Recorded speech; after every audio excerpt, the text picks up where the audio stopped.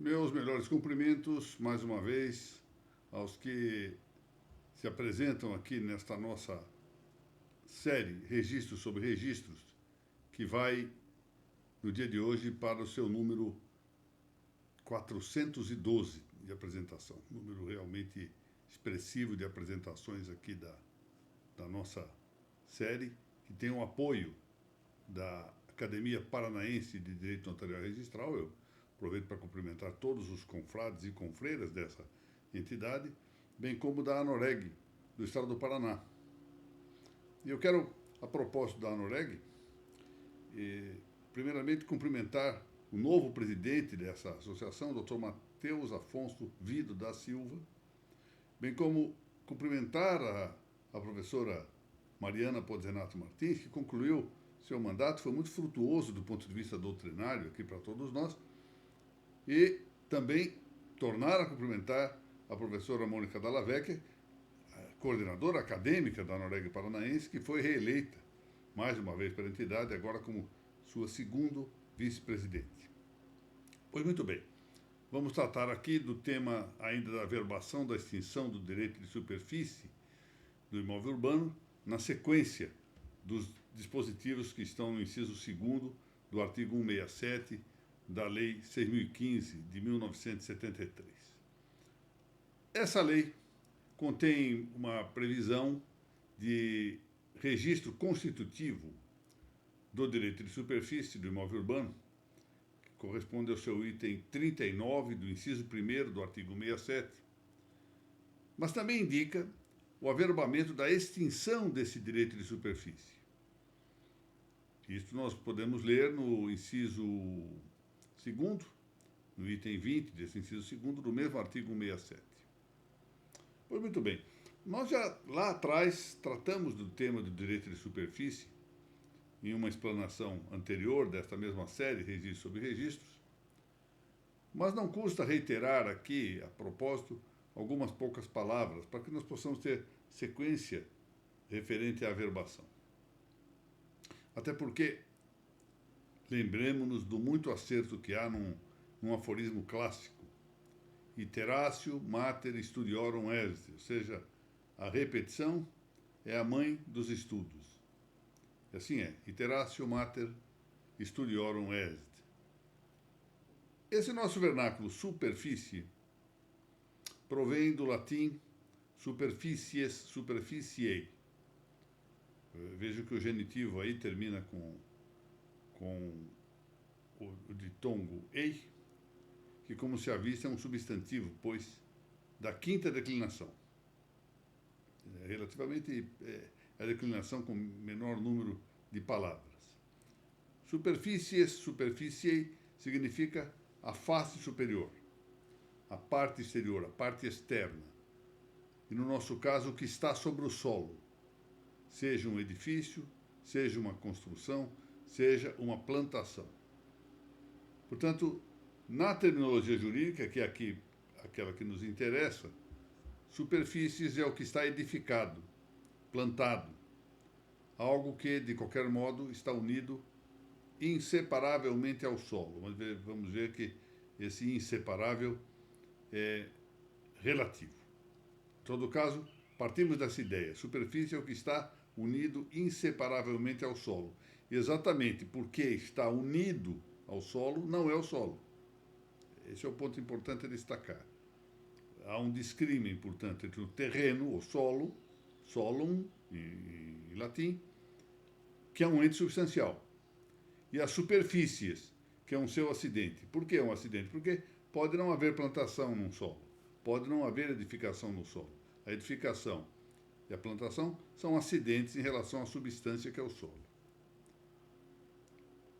Os romanos deram-se muito bem conta de tudo isso, e por isso consagraram a expressão de que superficies solo cedit, ou seja, que a superfície é acessório do solo.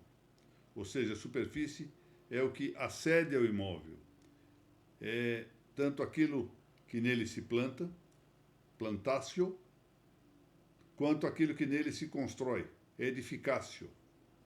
Assim, o accessorium solo cedit, ou seja, o acessório cede ao solo, ou como se lê no digesto, numa passagem conhecida do grande Ulpiano, superficies ad dominum soli pertinet, ou seja, o plantado ou edificado pertence ao dono do solo. Superficies ad dominum soli pertinet. No mesmo sentido, temos essa outra expressão, cuius et soli, eius est usque ad cellum et usque ad inferus. Usque ad cellum, ou seja, até o céu, usque ad inferus, até o inferno. Ou seja, aqui o inferno como a ideia de abaixo da terra, né? Ao dono do solo pertence o que está acima do terreno até o céu, e abaixo até o inferno. O inferno aqui significando aquilo que está nas profundezas da terra. Consequente dessa percepção de relacionamento entre duas categorias, como vimos, ou predicamentos, que são a substância, o solo, e o acidente, a superfície, é o reconhecimento de uma unidade jurídica do solo e das coisas nele implantadas. De maneira que se consagra, em linha de princípio, sua inseparabilidade. O solo está unido juridicamente aos seus acidentes de plantação e edificação. Mas essa inseparabilidade, como eu adiantei há pouco, ela é relativa. Repitamos isso. Em princípio, por isso que se fala que ela é relativa em princípio, ou seja, é inseparável em princípio, porque é inviável o acidente existir sem a substância. Vamos pegar um exemplo, por exemplo, uma dada maçã de cor vermelha. O vermelho dessa maçã não existe sem a maçã. É um seu acidente. Tanto é um acidente que a maçã pode ser verde. Mas também esse verde não existiria sem a maçã. O verde da maçã não existe sem a maçã. A maçã pode existir sem o verde. O verde não pode existir sem a maçã. Porque a maçã é a substância. E o verde, ou o vermelho, a acidez, a doçura, o ser ou não farinhenta, isso é um acidente da maçã. Todavia, é exatamente esse juízo superficies, solo cedit, aquilo que a um tempo indica a unidade solo-superfície e também a excepciona, ao admitir-se a autonomização jurídica da superfície, ou seja, há uma dissociação jurídica entre o solo e as construções ou plantações nele existentes, quer dizer, construções e plantações que são acedidas, implantadas, uma dissociação que permite destacar, ao lado do domínio do solo, do domínio do fundo, a titularidade de um direito real de coisa própria incorporada sobre coisa alheia. Então temos aqui um direito real da superfície e um implante sobre coisa alheia. Isso quer dizer que a edificação e as plantações podem constituir objeto de um direito de terceiro e o solo permanecer com o proprietário do fundo, do terreno. Pois bem, o direito de superfície, tal como estabelecido em Roma e do qual aqui apontamos algumas ideias, algumas características, e que foi aplicado também em Portugal, era adotado no Brasil desde os primórdios do direito que vigorava no território do Brasil colonial. Isso se fazia para os fins de remediar o excesso de que ao dominus soli, ou seja, de que ao dono do fundo, dono do terreno, pertencesse aquilo que ao terreno se incorporasse, dada aquela indicação romana, superficies solo cedit, ou seja, de que o implante se incorporava ao terreno, ou seja, a plantação ou a edificação se incorporava ao terreno, dando uma unidade. Então, para remediar esse excesso, entendeu-se cabível o direito de superfície. Admitir, portanto, o direito do terceiro superficiário como direito sobre coisa alheia atendia à tradição jurídica que vinha desde os tempos romanos. Todavia, a mesma lei brasileira, lá então em 1864, avançado, portanto, o segundo reinado do Brasil, uma lei 1237, esse era o número dessa lei, 1237, extinguiu entre nós o direito de superfície. E extinguiu por não o incluir nos ônus reais. Havia um rol de ônus reais, que essa lei 1237 propôs no artigo 6º, e nesse rol não estava a superfície. E, portanto, como não estava ali presente, e como esse é o ponto importante, como esse artigo 6º começava pelo advérbio somente, e ali estavam os direitos reais, ou melhor dito, os ônus reais existentes no direito brasileiro, como ali não se contava a superfície, ela ficou afastada. Então, ali se falava da servidão, do uso, da habitação, da anticrese, do usufruto, do foro, mas não se falava da superfície. E como começava o artigo com a expressão somente, então, superfície não era mais adotada no direito brasileiro. Essa lei é de 1864, portanto, estamos ainda no segundo reinado. Vem a República, que, como sabem,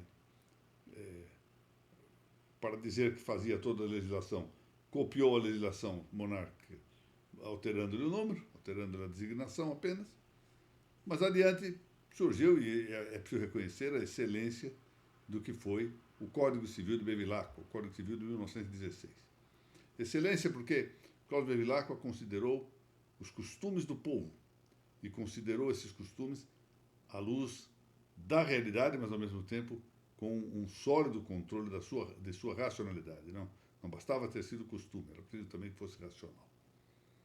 Mas cedeu aos costumes em vez de procurar atender às perspectivas meramente pessoais, às suas opiniões pessoais.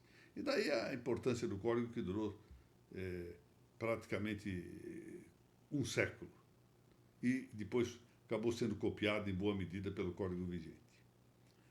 O Código Civil de 1916 também não alistou entre os vários direitos reais que indica o de superfície. Quando é que ele reaparece, o direito de superfície, no ordenamento jurídico brasileiro? Ele se reintroduz com a Lei 10.257, de 2001, portanto, ao princípio deste século, com o chamado Estatuto da Cidade. Essa Lei 10.257, de 10 de julho de 2001, é o Estatuto da Cidade. É uma normativa subconstitucional que teve por objetivo o de satisfazer em pormenor a política urbana. Política urbana a que se destinaram, particularmente, dois dispositivos da Constituição Nacional, os artigos 182 e 183. Isso do nosso Código Político de 1988. Alistou-se, então, o direito de superfície na Lei 10.257, ali se designando como Instituto Jurídico e Político, propício à política urbana. Vejam, isso está numa linha do inciso 5º do artigo 4º do Estatuto da Cidade. Portanto, a superfície é indicada como Instituto Jurídico e Político que instrumenta, favorece a política urbana que tinha previsão constitucional. E esse Instituto da Superfície vem ao lado de muitos outros institutos, por exemplo, a desapropriação, a servidão administrativa, as limitações administrativas, o tombamento imobiliário, e mobiliário também, mas aqui o que nos interessa é o imobiliário, a uso capião especial de imóvel urbano, o parcelamento, a edificação, a utilização, todas essas figuras, parcelamento, edificação, utilização, compulsórios, a concessão de uso especial para fins de moradia, a concessão de direito real de uso, a regularização fundiária, etc. Então, são vários institutos, e entre esses institutos se inseriu o direito de superfície. Então, a mesma Lei 10.257 previu o concurso do registro para a constituição do direito de superfície. Num dos seus dispositivos diz exatamente: o proprietário poderá conceder a outrem, ou seja, terceiro, o direito de superfície de seu terreno. Pode fazê-lo por tempo determinado ou por tempo indeterminado. deve fazê-lo por meio de escritura pública e deve registrar no ofício imobiliário competente. E essa mesma lei, então, na sequência, vai tratar do registro dessa escritura pública, ou mais exatamente do registro da superfície por meio da escritura pública, e adiante da averbação desse direito, quando extinto, ou seja, tanto da Constituição quanto da extinção. Ressalto, então, que a Lei 10.257 indica de maneira expressa a possibilidade da dissociação entre, de um lado, a titularidade do solo e, de outro lado, a titularidade das construções ou das plantações nele acedidas. Nós está dito lá na lei, o proprietário urbano poderá conceder a outrem o direito de superfície de seu terreno. E isso é no artigo 21. O parágrafo 1º do artigo 21, dessa Lei 10.257, define o direito de superfície, ou mais exatamente o objeto do direito de superfície, dizendo que ele abrange o direito de utilizar o solo, o subsolo e o espaço aéreo. De maneira que, vejam que é a mesma ideia antiga, ad caelum et ad inferos, ou seja, ao céu e ao inferno. Esse é o limite da exploração do imóvel, pelo terceiro, direito de superfície, desde que se atenda à legislação urbanística. É preciso atender à legislação urbanística e considerar também o que esteja constante do contrato respectivo, firmado entre o dono do terreno, dominus soli, e o titular do direito de superfície. O terceiro que seja titular do direito de superfície. Bom, nós vamos prosseguir na próxima semana sobre esse tema, porque temos de tratar ainda da discussão que nós já tivemos aqui, mas que convém retomar, sobre a vigência da Lei 10.257 após o advento do Código Civil de 2002. Se está ou não em vigor o Estatuto da Cidade. Nós sabemos que está, mas há quem diga que não esteja. Então temos que examinar isso com mais cautela. Eu quero, de par com agradecer mais uma vez aos meus confrades e confreiras da Academia Paranaense de Direito Notarial Registral, bem como a Noreg do Paraná, fazer aqui uma observação rapidíssima acerca do evento que se realizou no Tribunal de Justiça do Paraná no último dia 2, quarta-feira da semana anterior, com a presença de muitos desembargadores, realmente foram